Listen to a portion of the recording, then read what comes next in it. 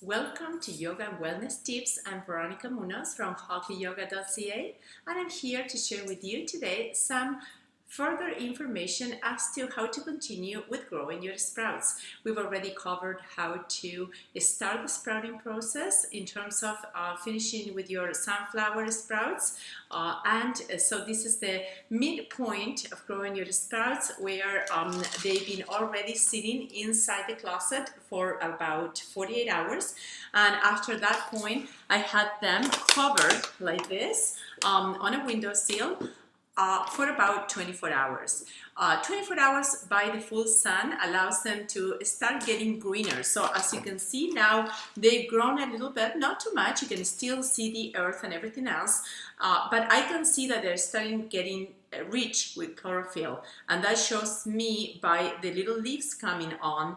And of course, there's a lot of them still that haven't sprouted, and they're still working on getting taller, and it's going to take still probably a good 5 to 7 days to grow to their full potential until they are matured enough. In the meantime, at this point, I will leave them uncovered unless you're in a very cold climate, at night especially when the temperature goes down.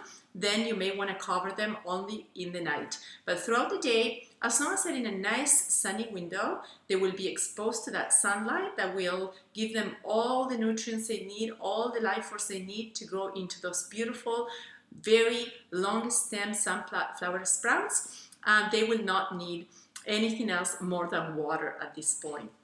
So you will not spray water anymore from the top, or else you're going to get fungus growing at the stems or anywhere along the sprout. It's better to water from the bottom. Basically, just get a jar and pour some water in there. I don't need to water mine right now because they still have water. And remember, we have the little holes, and they will just take whatever water they need from down there.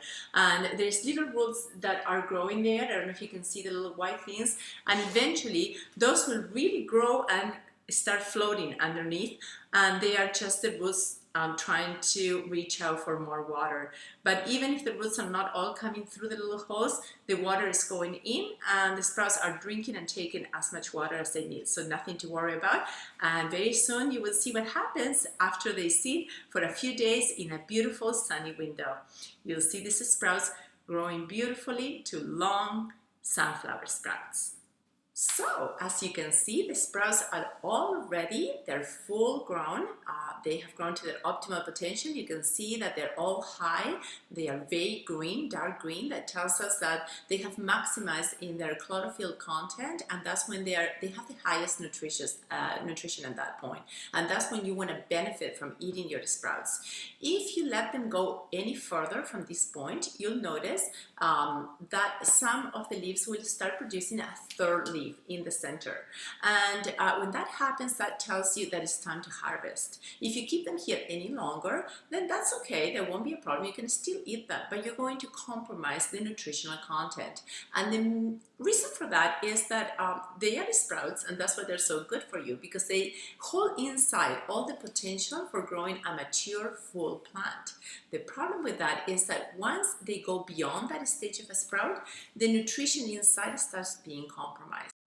Make sure that when you see that third leaf, you know it's time to harvest, because you want to really capitalize on the maximal potential of the nutritional content of the sprout. You don't want it to let it go on to being a mature plant. Remember to do that. Until then, until they have reached that maturity, I do leave them on my tray, and the way to water them, as you can see, if you lift them up, there's a root system there, and just by filling in water inside the supporting containing tray, you'll ensure that the sprouts are always well hydrated, and they will drink as much as they need to. So don't worry about overwatering. I don't water from the top once they've reached this state when they are green, because they do require quite a bit of water.